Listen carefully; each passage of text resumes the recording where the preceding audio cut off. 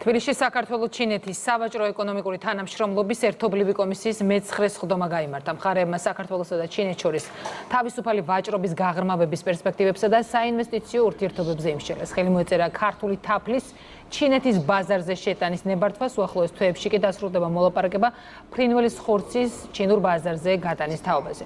კომისიის წევრებმა ორ ქვეყანას შორის პირდაპირ საჰაერო მიმოსვლასთან დაკავშირებულ საკითხებზეც ისაუბრეს.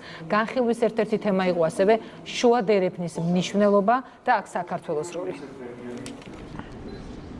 მიმოვიხილეთ ტრანსპორტ სფეროში თანამშრომლობა, ამ კუთხით ხაზი გაუსვით შუა კორიდორის მნიშვნელობას და იმ ტვირთნაკადის ზრდას, რომელიც ბოლო წლების განმავლობაში განსაკუთრებით შთამბეჭდავია და ამ კუთხით ჩვენ ასევე შევთანხმდით გარკვეული თანამშრომლობის კიდევ უფრო მეტად გაძლიერებაზე იმ მემორანდუმის ფარგლებში, რომელიც საქართველოს და ჩინეთმა გასულ წელს მოაწერა.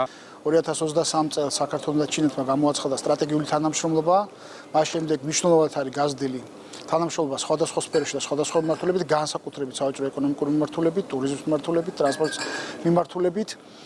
გაზრდილი არის მნიშვნელოვნად ვიზიტები, როგორც სამთავრობო დონეზე, ასევე რეგიონების დონეზე და რა თქმა უნდა ეს გვაძლევს ჩვენ სურათს იმისას, რომ თანამშრომლობის სივრცე და შესაძლებლობები სხვადასხვა სექტორში, სხვადასხვა სფეროში ჯერ კიდევ მრავალი არის.